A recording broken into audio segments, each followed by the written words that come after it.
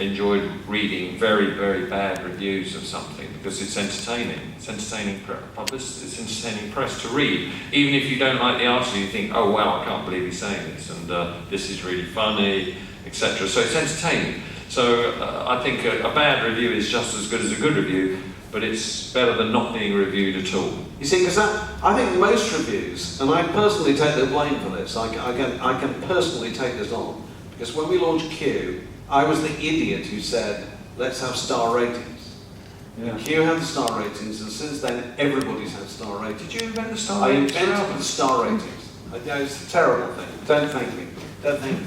Because what happens is with a star rating, it goes kind of poor, 1 is poor, 1 is terrible, 2 is poor, 3 is all right if you like that kind of thing, 4 is better than average, 5 is brilliant. Now, what star rating do you think most things get? What star rating do most things get, do you think? Most things get? Yeah. Probably about 2. They get 3. Oh. They get 3. Because that's the natural instinct of a journalist. When he gets a record to review, he doesn't have enough time to listen to it. Probably, yeah.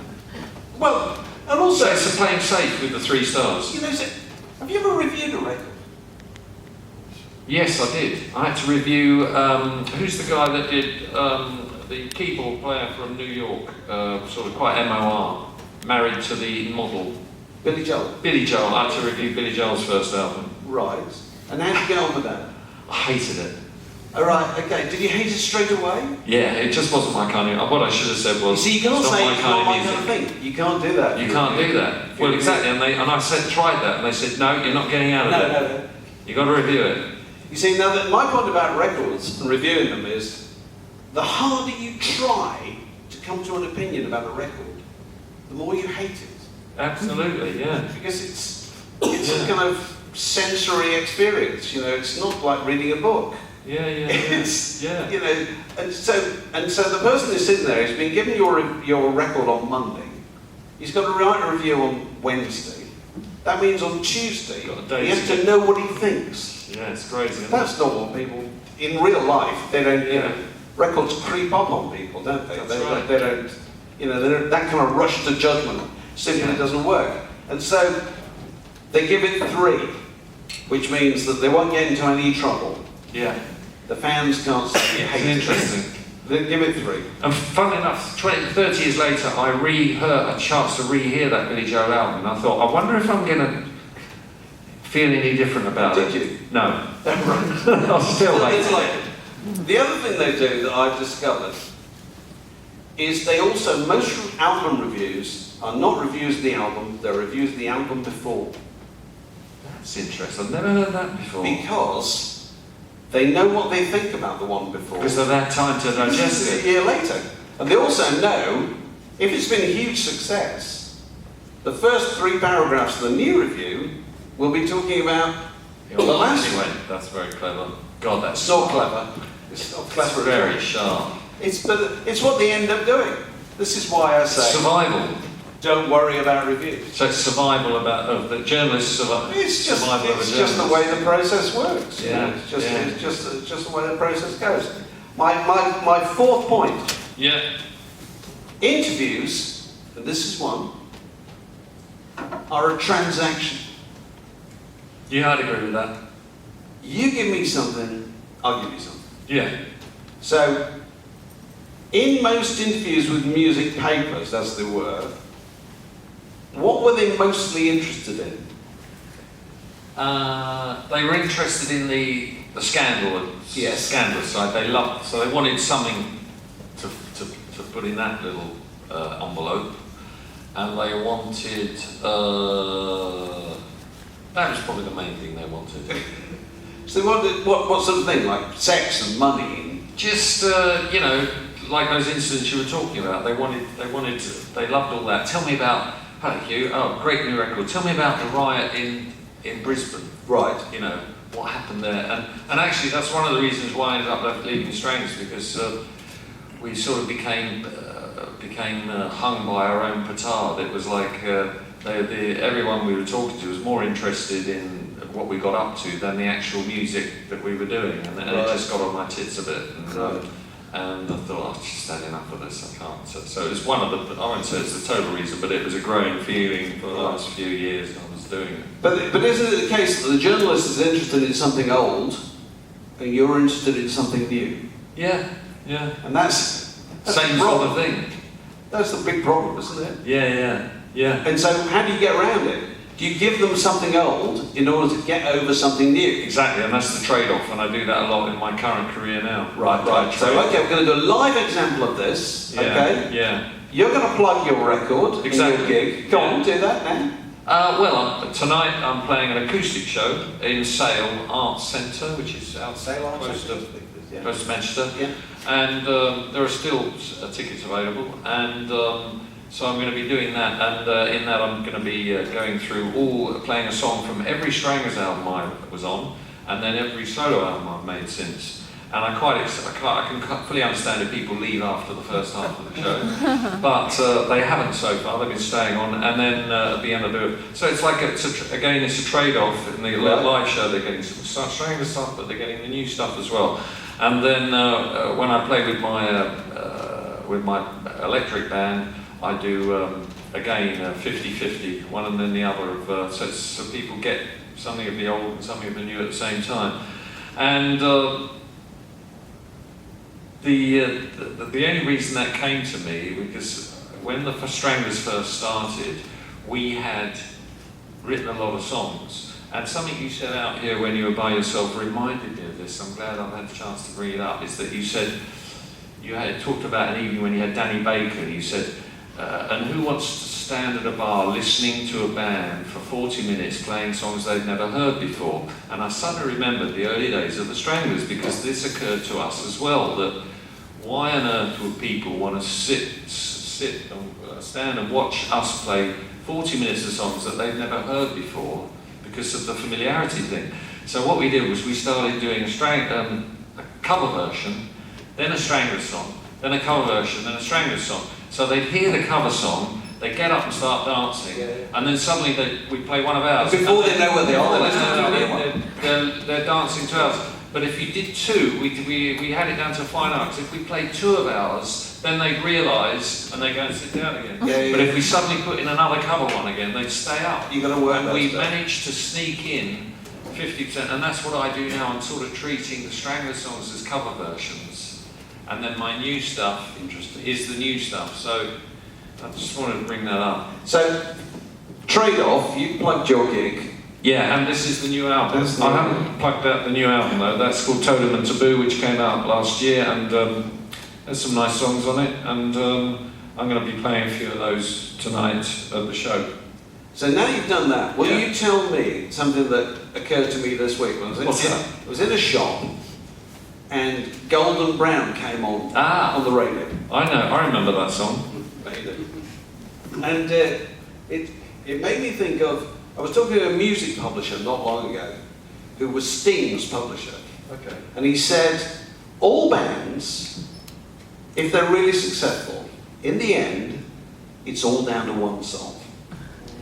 He says, if I go anywhere in the world, check into a hotel, put on the radio in the hotel, within 2 hours a Police or Sting song will play. It will be Every Breath You Take. They have loads of other hits, but it's that one. Yeah. And that's the bread and butter. Yeah. Is that the case with Golden Brown? Probably, yeah. I think that that's the song that everyone links the Stranglers to, and it's the song you hear around the world, on the radio, whatever. So I'm very happy that there is one. Do you get a check, a PRS check every... The PRS on that song is more than everything else put together. Really? Yeah. One song? It's amazing, isn't it? And it was written in 10 minutes by me and the keyboard player. It's a very funny story. It's in a book I wrote about the Stranglers. Go on, tell us the story. It's a great story. Dave Greenfield, the keyboard player, whenever we were writing songs in the rehearsal room, John and I would be thinking, we need another bit for this song, what are we going to do? And Dave would go, what about this? Do, do, do, do, do, do, do, do, do, do, do. And we go, no, it doesn't fit, it's completely different. And then, the next week, we're in another song, we need another bit. And you go, what about this? Do, do, do, do. We go, no, stop playing that. stupid bit of it just doesn't, can't you see it doesn't fit? So he never got this, and he was doing this for about 2 years. And then one day all the stuff was set up in the rehearsal room, and no one else in it, he was there by himself. And it was a Jets house, and I was commuting up there every day to rehearse, to write. And I walked in the room, and he was playing this thing. And because I just got out of my car, and because I was hearing it without surrounded by anything else, I suddenly thought, I know what's wrong with this. It's a song of its own. It's its own song. You know, you can't put it in anything else. It's too strong. It's too unique. So I said, you know, Dave, we've done this wrong, you know. You try and that's that thing you keep playing. He says, yeah, it's good, isn't it? I said, yeah, it's very interesting, but what we've been doing is wrong. This is its own song, and his eyes lit up like I've given him a Christmas present or something. I said, Dave, this is its own song. He said, what are the bits? So he said, well, there's this bit, and then there's this bit, and then there's this bit. So I got a piece of paper, 10 minutes later, Golden Brown was written, and lyrics and all? Everything. And Jet walked in, and I said, listen to this, Jet, look, you remember this stupid thing that Dave had? Well, we've got a song now. It's our pension. And he heard it, he said, that's going to be a fucking smash hit. So quote your... And then John came in, heard it, and he said, John, listen to this, I don't like it. Doesn't do anything to me. And he didn't actually play on the record. So he couldn't be inspired to come up with anything, so Dave did keyboard bass. Didn't like it at all? No, it wasn't his, you know, that's a kind of odd thing to do, isn't it? To go... Well, I mean, you either feel for something or you don't, you know. I mean, I played keyboards on a couple of Stranglers songs in the studio because I had an idea, and they did, you know, and John would sometimes came up with a guitar idea or something. I think that when you work in a band, you've got to have that ability to be selfless about something and see that if someone can contribute something to what you do, it's not, that's my job, you can't. I'm the, you know, that's my department. Right. You do that in the council, you get into trouble. But it's not the council. But in a band, that's part of which defies politics, that's the only thing that I think a lot of bands do have that feeling, I think, is that if someone can make the song better with an idea from, right, you know, because, you know, and a lot of the time it works, and I think that that's something that should be nurtured in a band situation. So, is that song credited to the Stranglers? It is. So, as far as the world is concerned, it was written by the Stranglers, all four? It is, yeah. But it wasn't?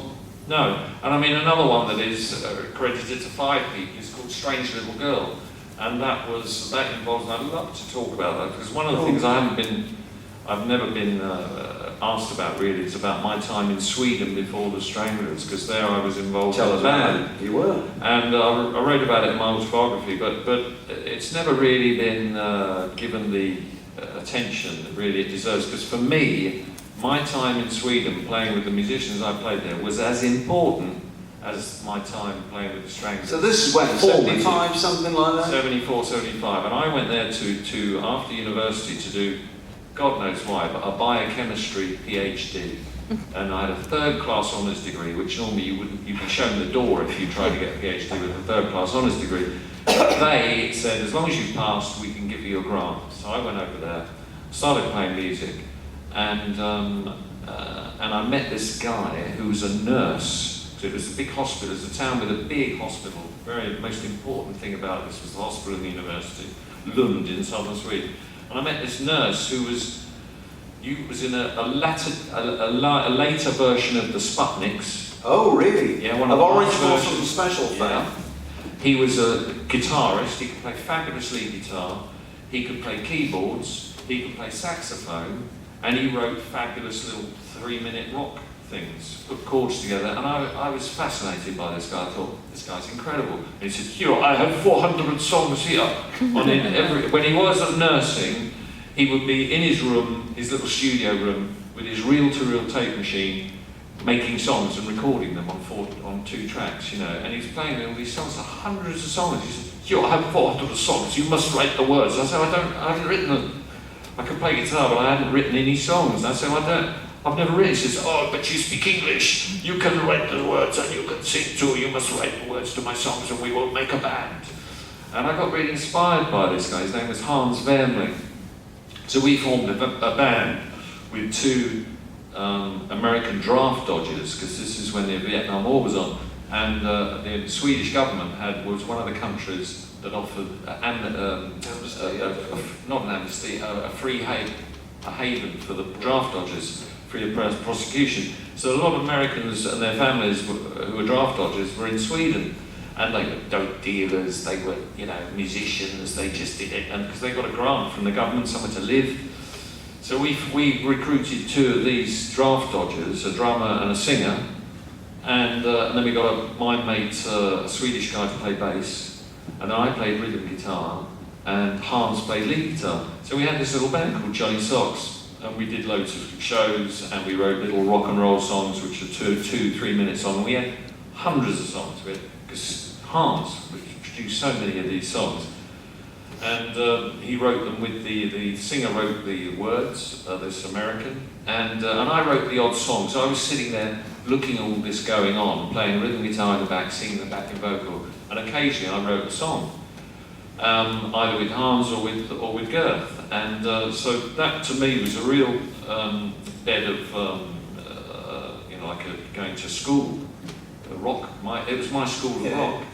So when and this is going to get into Strange Little Girl, because then when Hans fell out with us and left the band, so then we were down to a 4-piece, I started playing guitar. We didn't get another guitar player, so I was playing mainly rhythm guitar still. We came to England to make it, and then President Carter got in America and offered an amnesty to all the draft dodgers. So the 2 Americans wanted to go back to America. And they said, come on, let's go to New York and we can do the band there. And I didn't want to do that. I thought it would be better we had more of a chance in England than going to America.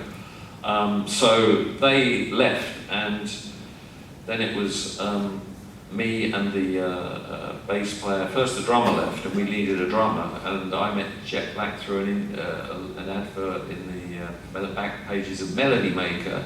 And Jet came along and met us all, and he could see that there was something going on. So we went down to live in Jet's off-licence in Guildford, which was very attractive to live. An off-licence? Instead of squatting in Camden Town, you know. So we went down there, he had an off-licence with an ice cream business. It was quite a business. This is a band in an off-licence. Yeah, sounds like a recipe for a off-licence. disaster. And then the bass player and the singer left to go back to Sweden, and then the American went back, ultimately back to America, and the Swede stayed in Sweden, which left me and Jet. And I'd only known Jet about 2 months, 3 months, and there I am in his house, just the 2 of us. And the only other person I knew in Guildford was a guy we'd given a lift to, who'd given us a lift one day, who drove a paint truck, and it was John Burnell, the bass bass player. And I went round with a bottle of wine and talked him into joining the band. So, and he said, but I was going to go, and I said, what are you going to do? You're not going to drive a paint truck for the rest of your life? And he said, no, I want to go to California and work in the Harley Davidson factory. So I said, well, stick with me and you'll be able to buy your own Harley Davidson. You actually said that? Yeah. And I gave him a bass that I had to play bass on, and he was a very gifted classical musician, fingerstyle, so he could play the bass very, very well. So, so there were 3 of us, and then we needed one other person. So I rang Hans up back in Sweden, and I said, I've got this band ready, come and join it, you know. So he immediately gave up his job, and he came to England, and he could play keyboards, lead guitar, saxophone, could write, I mean, a multi-instrumentalist, genius. And we worked together as soon as he arrived, he started playing the piano. Oh, I love this place, you know, we have something to drink, and I could write all day long. And he'd be in he'd either be playing guitar or he'd be playing piano, writing, you know. And one day I came in, and he's going, listen to this, you're like, this is a lovely song, you must write the words. So, so I wrote the words to it, A Strange Little Girl.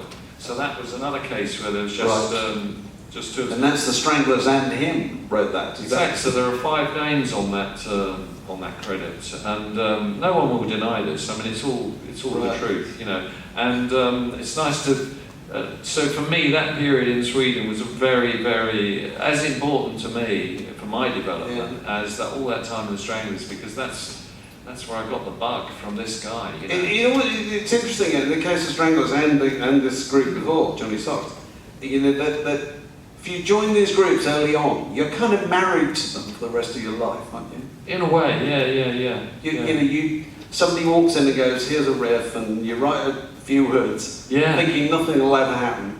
Well, then 40 years later... Yeah, but I'm a very ambitious person, and the people I ended up working with were ambitious too, and Hans was very ambitious. He's unfortunately passed away now.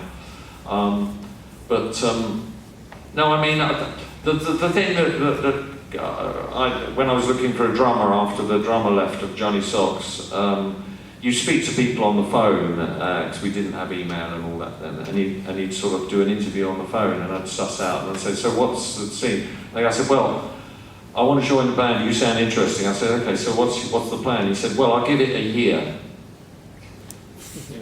I mean, anyone who says I'll give it a year, if we haven't made it in a year, then then end of conversation, because there are no rules in the music business. I mean, I think the real example of this is Pulp. Now, Pulp were together for 17 years before they got a break, which is the whole time I was in the Stranglers. The whole time I was in the Stranglers, Pulp, Jarvis, was working away, working his socks off, trying to get somewhere. So there are no rules in the music business. I think that's one of the first rules, that's the only rule. But when you joined the Stranglers, would it presumably have amazed you to think that in the year 2013 you might still be playing music? I thought I might still be playing music, but I wasn't sure in what capacity.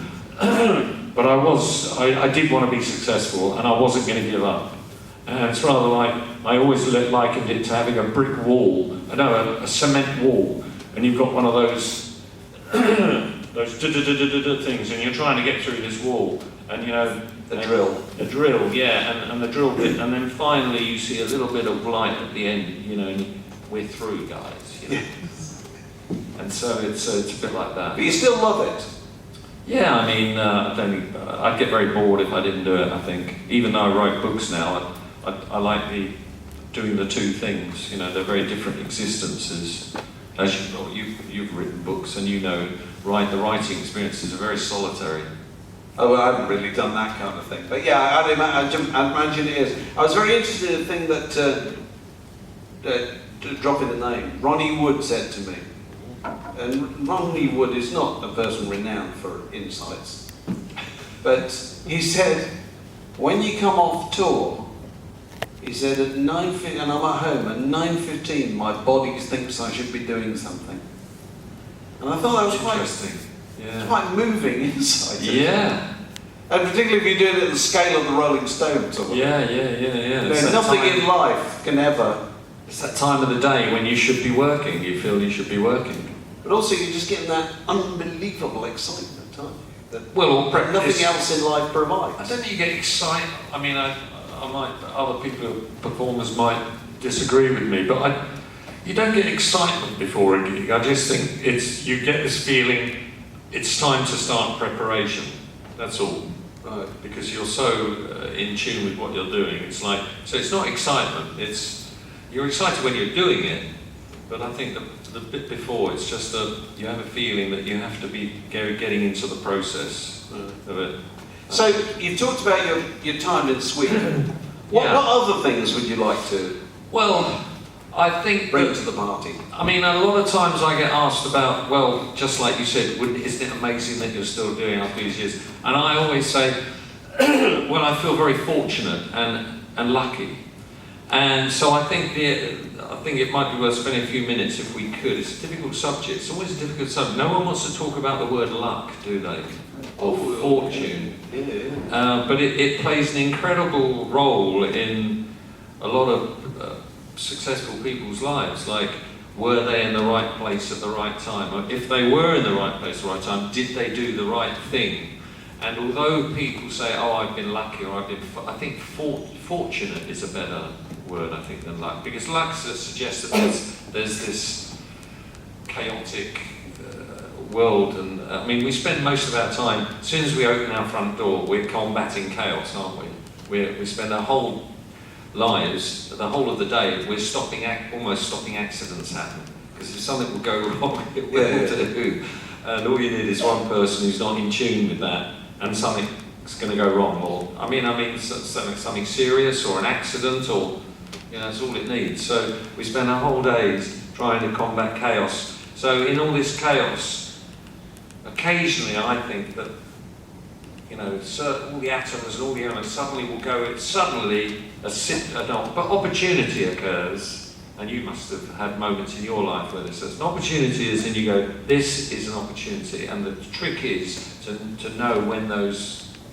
Well, isn't it? Is it Woody Allen that says that 90% of success is turning up? Yeah. And I think there's a huge amount of it. But then again, loads of bands will have what they think is their moment of luck, their moment of breakthrough, and it doesn't go anywhere, you know what I mean? No. But they've grasped it nonetheless. You know what I mean? It just doesn't work out. I suppose all you know is that when you get the opportunity, you have to work like hell once you get inside. That's right. Yeah. So what do you look back on as being the kind of key lucky moments of your career? Well, I think getting involved with Jet Black was a very, because he was very, very determined, and I recognised that in him, and he recognised it in me. He was older. I know, but he had a significant birthday recently. I'm sure I saw this. It's a lot older. He was a lot older than us, about 10 years older than us. But then you must also remember that. So he was 75 recently. You must remember that also Andy Summers was no spring chicken when he joined the police. When he joined the police, he was about 38 or something, and they said to him, "Don't worry, just dye your hair blonde, like us, and no one will notice." And he got away. Absolutely right. Nobody noticed. Whereas Jet Black didn't quite look the same. No, he didn't quite look the same. But he was nonetheless determined, even though he was a lot older. You might have thought that it was the determination and he could obviously play, and I thought, This guy is my kind of guy, because he's exactly, it's like me. He thinks, and our birthdays are very similar, only 2 days apart. And funnily enough, the drummer I play with at the moment, his birthday is exactly the same day as Jet Black. Now, isn't that weird? Right. So, but you learn over a period of time to recognise kindred spirits. And also moments, moments and you go, I know that this is a moment now that is going to be important. Now, whether anything will happen afterwards is, you don't know. Right. But you still have to recognise the moments. So some people can't recognise those moments. I managed an artist when I first left the Stranglers. There was a local band in Bath that I managed. And I invited down Clive Langer and Alan Winstanley, who were the top producers of Madness at the time, to see their gig. And they saw the gig and they said, "Great, Hugh, let's get them in the studio," which is just what I wanted to hear. I was their manager. I said, great, and they were all set to go in the studio, and then they rang up and said, "Oh, we've got to cancel. We're going to do Morris's new album. We've got to go to the States, so we're going to have to do it a later date." And of course, it never happened. But then later on, this artist that I was managing, he revealed to me that that Clive Langer had invited him up to London to hang out with him at his house, and he hadn't gone. Behind your back, so to speak. Well, I don't mind that I didn't know, but he hadn't communicated with me. Right. Because he got the invitation to hang out with the very hot producer at the time. Yeah, and said, "Oh, well, I'm in Bath and he's in London, And then I found out, and I thought, what the? I mean, he should have told me, and I'd have said, "You're getting on that train tomorrow." Yeah, you know what I mean? This won't happen again. Exactly.